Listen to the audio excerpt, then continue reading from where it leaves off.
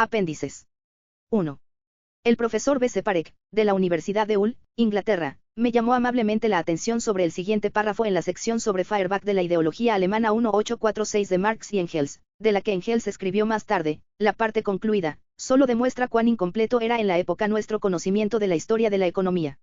Tanto para la producción en una escala masiva de esta conciencia comunista, como para el éxito de la misma causa, es necesaria la transformación del hombre, des Menschen, en una escala de masas, una transformación que solo puede operarse en un movimiento práctico, en una revolución. Esta revolución es necesaria por ello, no solo porque la clase dominante no puede ser derribada de otra manera, sino también porque el derrocamiento de una clase en una revolución solo puede tener éxito desprendiéndose de todo el estiércol de los siglos y acoplándose para formar una nueva sociedad. Editorial de R. Pascal, Nueva York, 1960, pp. 15 y 69. Incluso en estas manifestaciones premarxistas, como en realidad eran, Marx habla de la transformación del hombre en una escala masiva, y de una producción en masa de conciencia, no de la liberación de un individuo a través de un aislado acto de violencia.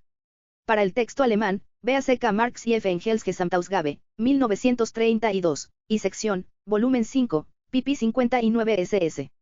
2. La inconsciente deriva de la nueva izquierda respecto del marxismo ha sido debidamente advertida. Véanse especialmente los recientes comentarios sobre el movimiento estudiantil formulados por Leonard Shapiro en New York Review of Books, 5 de diciembre de 1968, y por Raymond Aron en La Revolución Introuvable, París, 1968.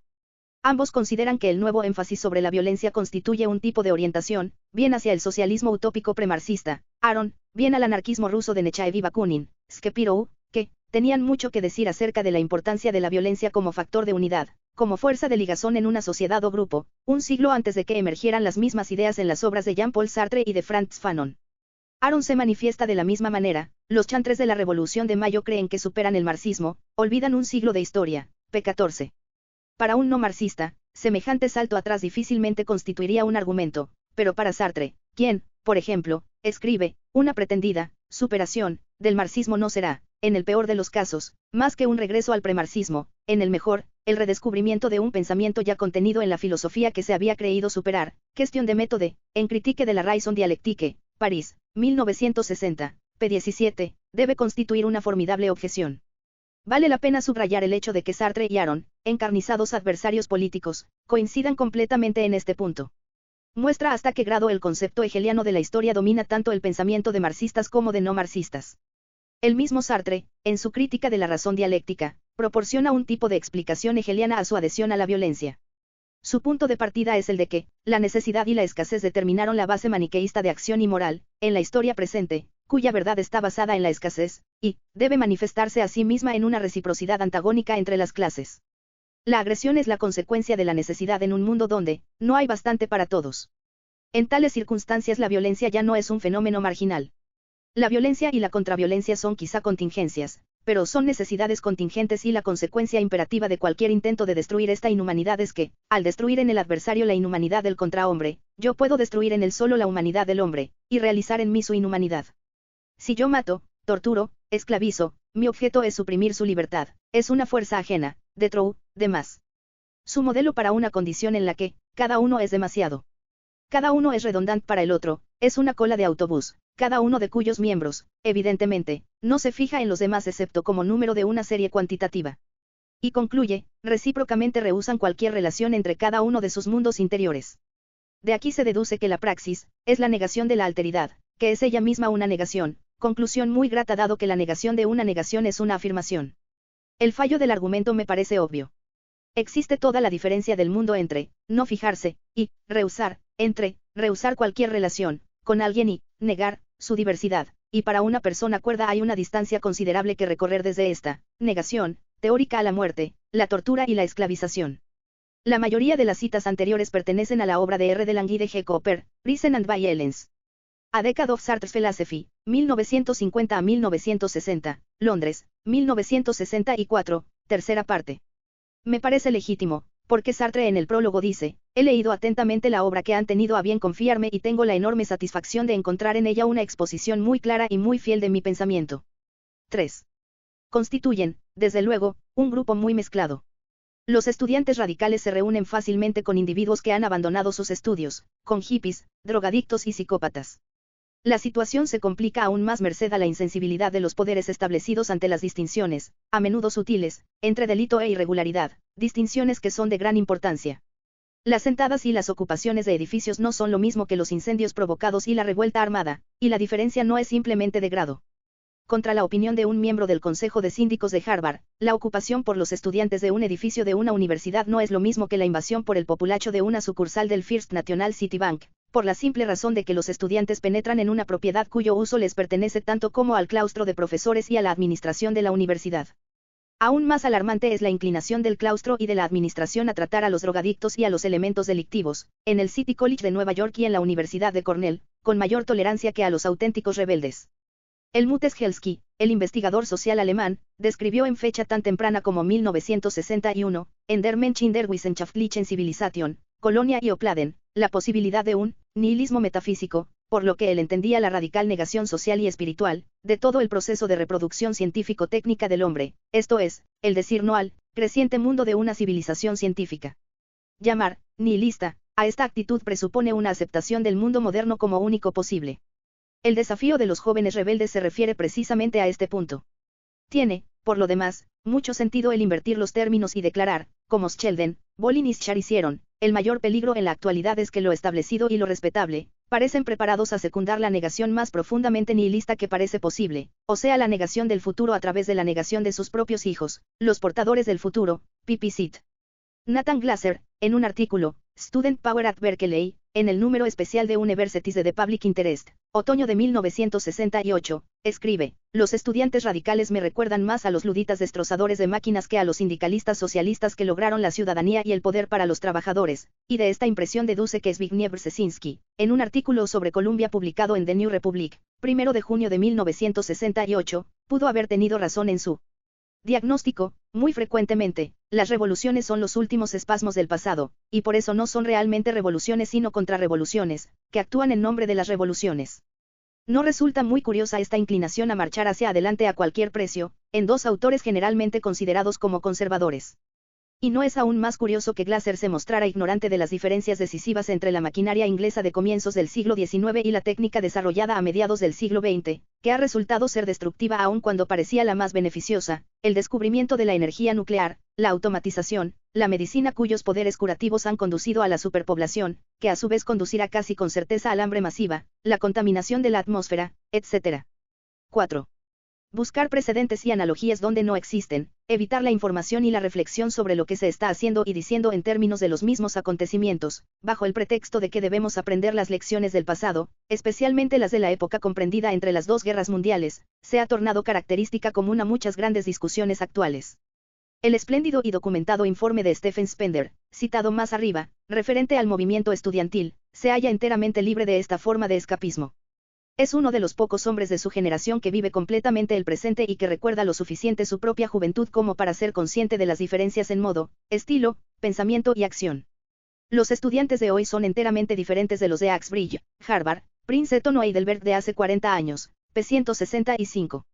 Pero la actitud de Spender es compartida por quienes, sea cual fuere su generación, se hallan verdaderamente preocupados por el futuro del mundo y del hombre, a diferencia de los que prefieren jugar con todo eso. Bolin y Schar hablan de el revivir de un sentido de destino compartido, como puente entre las generaciones, de nuestros comunes temores a que las armas científicas puedan destruir toda vida, a que la tecnología desfigure crecientemente a los hombres que viven en la ciudad como ya ha envilecido la tierra y oscurecido el cielo, a que el proceso de la industria destruya la posibilidad de todo trabajo interesante, y a que las comunicaciones borren los últimos rastros de las culturas diferenciadas que han sido herencia de todas las sociedades, menos de las más ignorantes.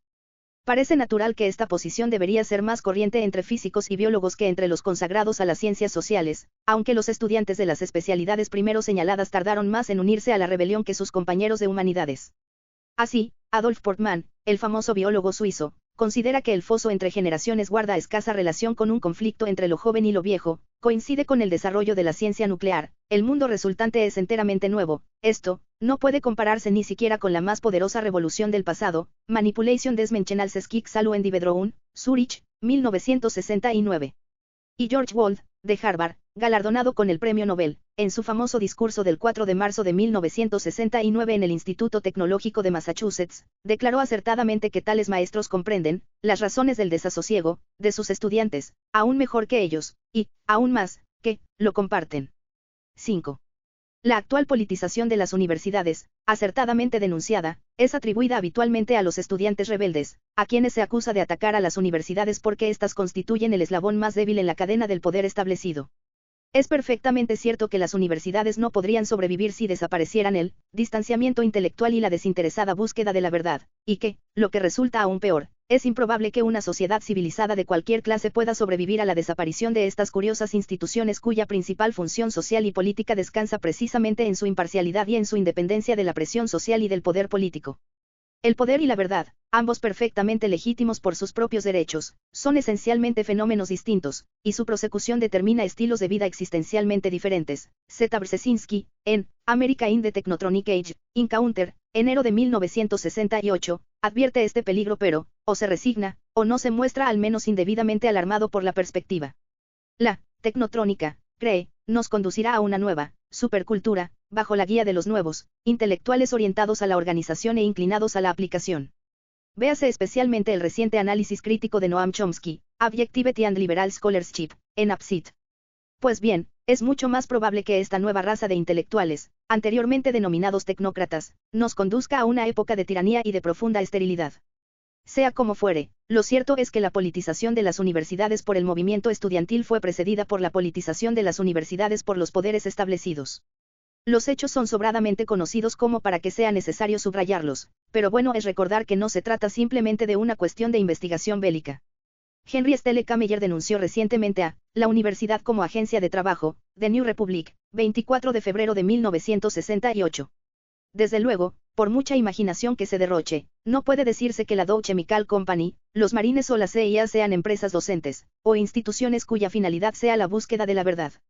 El alcalde John Lindsay suscitó la cuestión del derecho de la universidad a denominarse a sí misma una institución especial, divorciada de pretensiones mundanas, mientras que interviene en especulaciones inmobiliarias y ayuda a planear y evaluar proyectos para los militares en Vietnam. The New York Times, The Week in Review, 4 de mayo de 1969. Pretender que la universidad es el cerebro de la sociedad, o de la estructura de poder es un disparate peligroso y arrogante, aunque solo fuera por el hecho de que la sociedad no es un cuerpo, y menos aún, un cuerpo sin cerebro. Para evitar equívocos, estoy de acuerdo con Stephen Spender en que sería una locura que los estudiantes destrozaran las universidades, aunque son los únicos que podrían hacerlo efectivamente, por la simple razón de que cuentan en su favor con el número, y por eso con el verdadero poder, porque el campus constituye no solo su base real sino la única posible. Sin la universidad, no habría estudiantes, p. 22. Pero las universidades seguirán siendo una base para los estudiantes solo mientras proporcionen el único lugar en la sociedad donde el poder no tenga la última palabra, pese a todas las perversiones e hipocresías en contra. En la actual situación existe el peligro de que o bien los estudiantes, o bien, como en Berkeley, el poder que sea, enloquezcan. Si esto sucediera, los jóvenes rebeldes habrían hilado una fibra más en lo que se ha denominado certeramente la trama del desastre. Profesor Richard A. Falk, de Princeton. 6. Fred M. Heckinger, en un artículo, Campus Crisis, publicado en The New York Times, The Week in Review, 4 de mayo de 1969, escribe, como las exigencias de los estudiantes negros están habitualmente justificadas, la reacción es generalmente favorable. Hecho característico de la actitud presente en estas cuestiones es el de que el manifiesto a las iglesias cristianas blancas, a las sinagogas judías y a todas las demás instituciones racistas de los Estados Unidos, aunque hubiese sido leído y distribuido públicamente, y fuera por eso, ciertamente, noticia apta para ser publicada, no fuese publicado hasta que la New York Review of Books, 10 de julio de 1969, lo imprimió sin la introducción. Su contenido, en realidad, es una fantasía semianalfabeta y no puede ser tomado en serio. Pero es algo más que una broma, y para nadie resulta un secreto que la comunidad negra incurre ahora caprichosamente en semejantes fantasías. Es comprensible que las autoridades se aterraran. Lo que no puede comprenderse ni perdonarse es su falta de imaginación. ¿Acaso no resulta evidente que si el señor Foreman y sus seguidores no encuentran oposición en la comunidad general, y aunque reciban un poco de dinero apaciguador, se verán forzados a tratar de ejecutar un programa en el que quizá ni siquiera ellos creen? 7.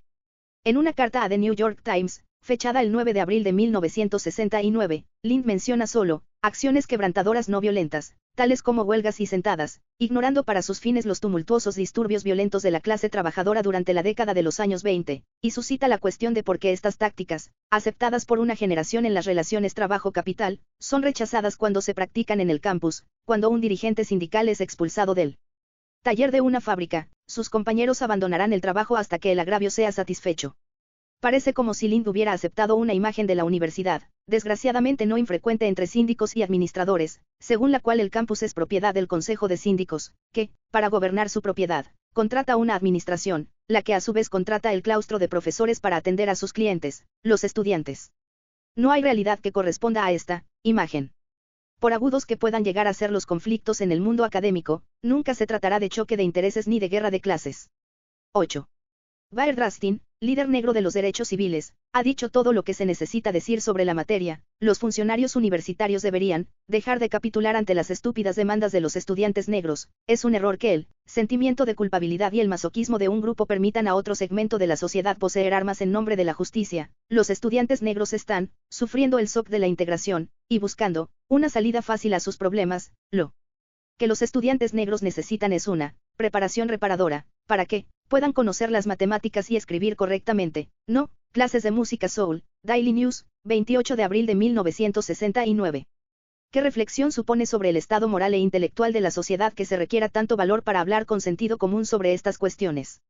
Aún más aterradora es la perspectiva completamente probable de que dentro de 5 o 10 años, esa educación, en Swahili, una clase de jerga del siglo XIX, hablada por los traficantes árabes en marfil y en esclavos, híbrida mezcla de un dialecto bantú con un enorme vocabulario de términos tomados del árabe, véase la Encyclopédie Britannique, 1961, en literatura africana y en otros temas inexistentes, será interpretada como otra trampa del hombre blanco para impedir que los negros adquieran una adecuada educación.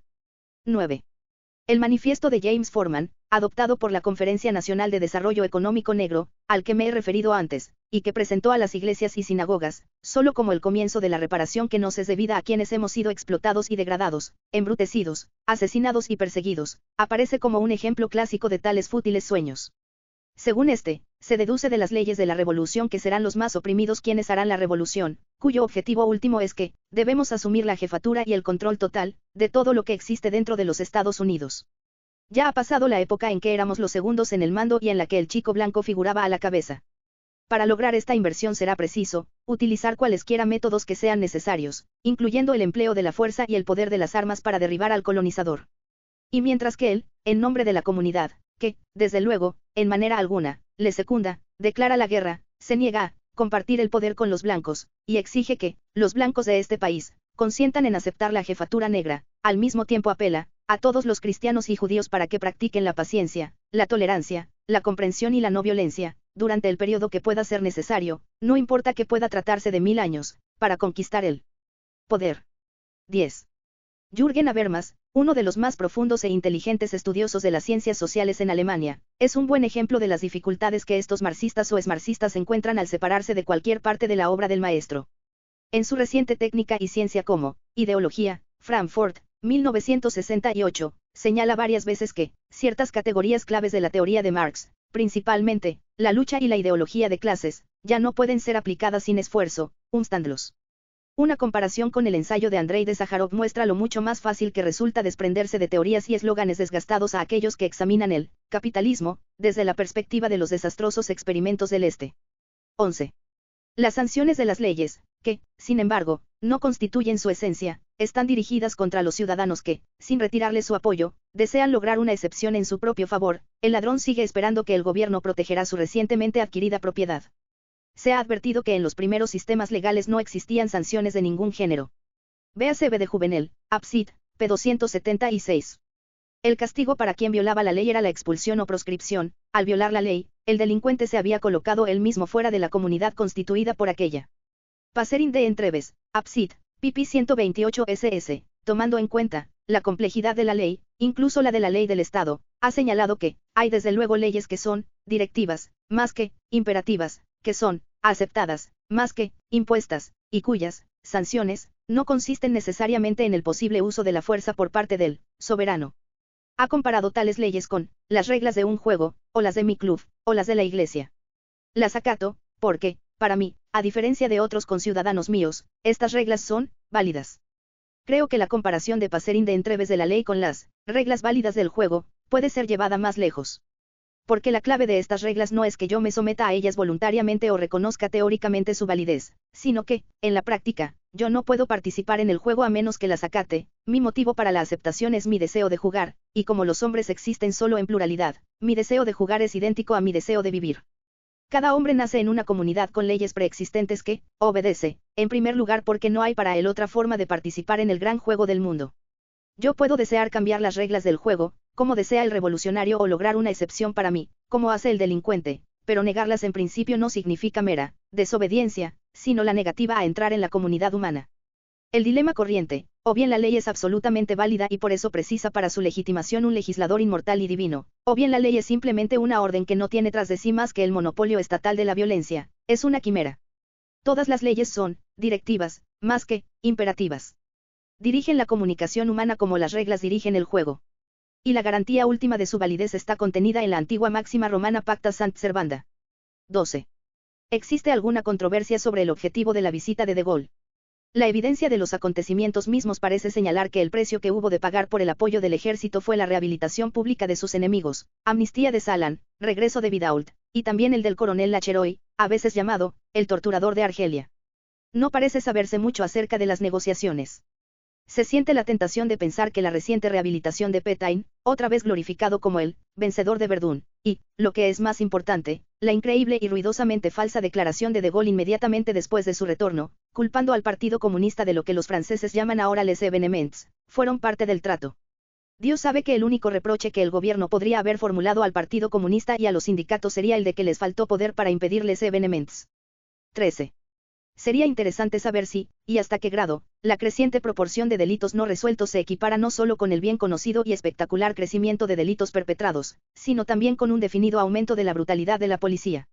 Un informe recientemente publicado, Uniform Crime Report for the United States, de J. Edgar Hoover, Federal Bureau of Investigation, United States Department of Justice, 1967, no indica cuántos delitos quedan ahora resueltos, a diferencia de los señalados como cancelado por detención, pero menciona en el sumario que la resolución por la policía de delitos graves descendió durante 1967 en un 8%.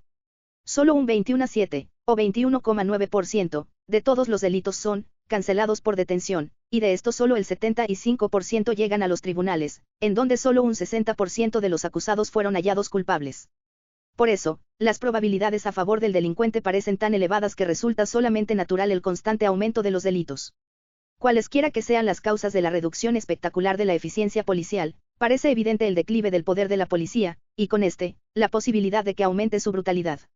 Los estudiantes y los otros manifestantes son fáciles objetivos para una policía que casi ha perdido la costumbre de capturar a un delincuente. Resulta difícil una comparación con la situación de otros países por la diferencia de los métodos estadísticos empleados. Sin embargo, aunque el crecimiento del número de delitos no resueltos resulta ser un problema muy generalizado, parece que en ningún lugar ha alcanzado proporciones tan alarmantes como en América. En París, por ejemplo, la proporción de delitos resueltos descendió de un 62% en 1967, a un 56% en 1968, en Alemania, de un 73,4% en 1954 a un 52,2% en 1967, y en Suecia resultó resuelto en 1967 el 41% de todos los delitos. Véase, Deutsche Polizei, en Der Spiegel, 7 de abril de 1967. 14. Solzhenitsyn muestra con detalles concretos cómo resultaron frustrados por los métodos de Stalin los intentos de realizar un desarrollo económico racional.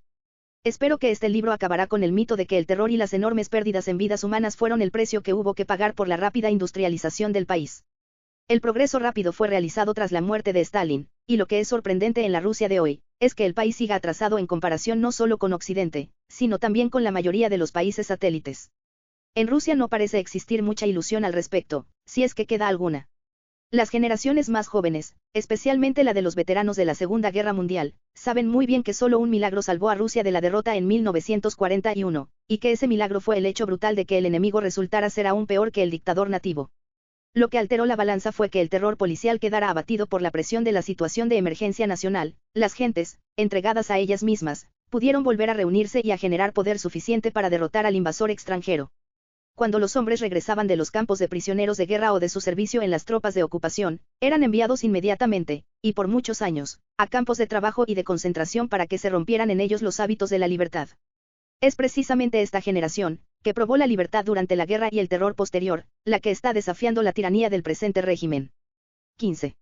Nadie en su sano juicio puede creer, como teorizaron recientemente ciertos grupos estudiantiles alemanes, que solo cuando el gobierno ha sido forzado a practicar abiertamente la violencia, serán los rebeldes capaces de luchar contra esta sociedad de mierda, Gesellschaft, con medios adecuados para destruirla. Der Spiegel, 10 de febrero de 1969, p. 30.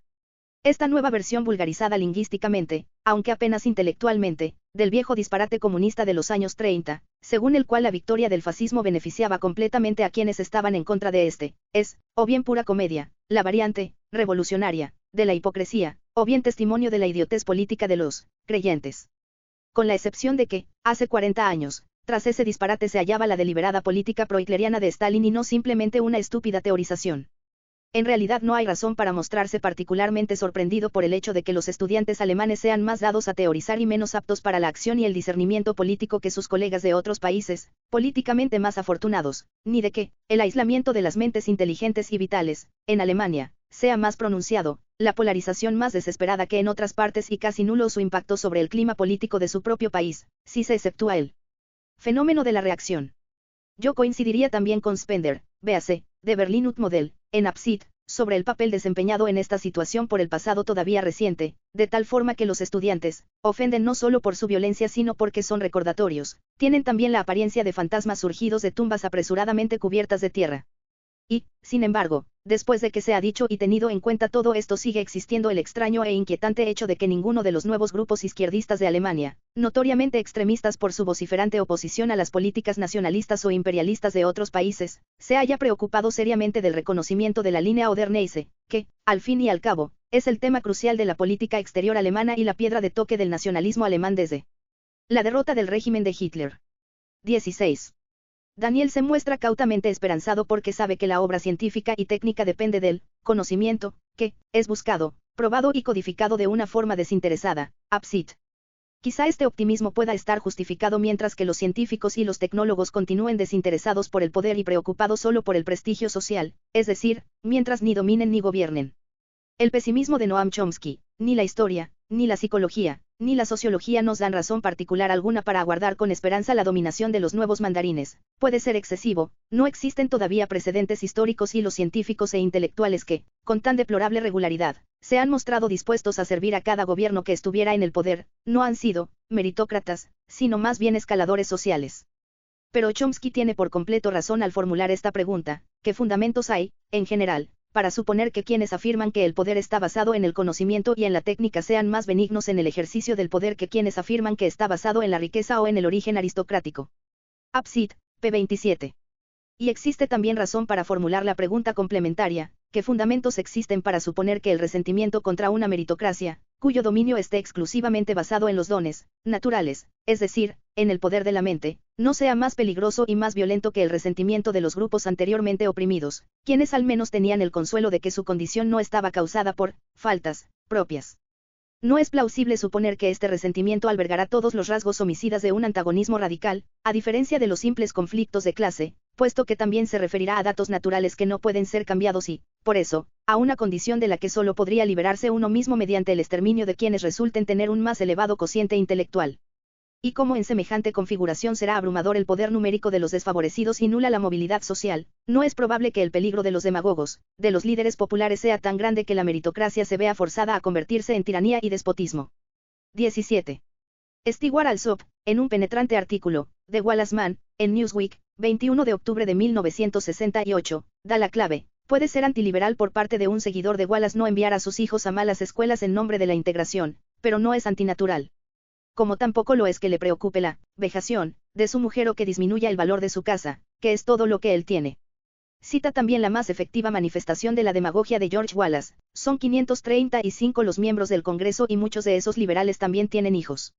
¿Sabe usted cuántos envían sus chicos a las escuelas públicas de Washington? 6. Otro excelente ejemplo de una mal concebida política de integración fue referido recientemente por Neil Maxwell en The Wall Street Journal, 8 de agosto de 1968. El gobierno federal promueve la integración escolar en el sur, negando los fondos federales en los casos de flagrante incumplimiento. En uno de tales casos se suspendió la entrega de una ayuda anual de $200.000. Del total, $175.000 estaban directamente destinados a las escuelas negras. Los blancos elevaron pronto los impuestos para reponer los otros $25.000. En suma, lo que se suponía iba a ayudar a la educación de los negros constituyó un aplastante impacto sobre su sistema escolar existente y no produjo impacto alguno en las escuelas de los blancos. 18. En el sombrío clima de expresiones ideológicas y ambigüedades del debate estudiantil en Occidente, estos temas rara vez han tenido la posibilidad de ser aclarados. Desde luego, en palabras de Günter Grass, esta comunidad, verbalmente tan radical, siempre ha buscado y hallado un escape. Es también cierto que esto resulta especialmente visible en los estudiantes alemanes y en otros miembros de la nueva izquierda. No saben nada pero lo conocen todo, como, según Grass, lo resumió un joven historiador de Praga. Hans Magnus Enzensberger proclama la actitud general alemana: los checos padecen un horizonte extremadamente limitado. Su sustancia política es escasa. Véase G. Grass, Absid, pp. 138 a 142. En contraste con esta mezcla de estupidez e impertinencia, la atmósfera de los rebeldes del este resulta refrescante aunque se tiembla al pensar en el exorbitante precio que ha habido que pagar por eso. Jan Kavan, un líder estudiantil checo, escribe: a menudo me han dicho mis amigos de Europa Occidental que nosotros luchamos solamente por las libertades democrático-burguesas. Pero en cierta manera yo no puedo distinguir entre libertades capitalistas y libertades socialistas. Lo que yo reconozco son las libertades humanas básicas. Ramparts, septiembre de 1968. Parece seguro suponer que tendría una dificultad similar con la distinción entre violencia progresiva y regresiva. Sin embargo, sería erróneo deducir, como frecuentemente se hace, que los que habitan en los países occidentales no tienen quejas legítimas, precisamente en materia de libertad. En realidad, es natural que la actitud de los checos hacia los estudiantes occidentales esté ampliamente coloreada por la envidia, cita tomada de una publicación estudiantil por Spender, Absid, p. 72, pero también es cierto que ellos carecen de experiencias menos brutales, y, sin embargo, decisivas, de frustración política.